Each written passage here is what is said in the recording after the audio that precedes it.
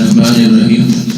एक भाई की पर्ची आई थी, लिखा है कि मेरे दांत टूट रहे हैं, मेरी 35-40 साल उम्र है और पता ही नहीं चलता कि दांत जो है ऐसे थोड़े थोड़े होके गिर रहे हैं। तो मेरे भाई आप ऐसे करें, आप माशाल्लाह नमाज तो पढ़ते होंगे 5 वक्त की, और खासकर इशा की नमाज का ऐसा एहतमाम करें कि ज़िंदगी में कभी आपकी सूरत आपके वितर की नमाज ना छूटे।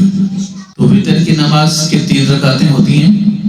आपने इस तरतीब से पढ़ना है कि पहली रकात में सूरत कौसर पढ़नी है, दूसरी रकात में सूरत लाभ पढ़नी है और तीसरी रकात में कुल हुवल्लाहु अहद पढ़ना है।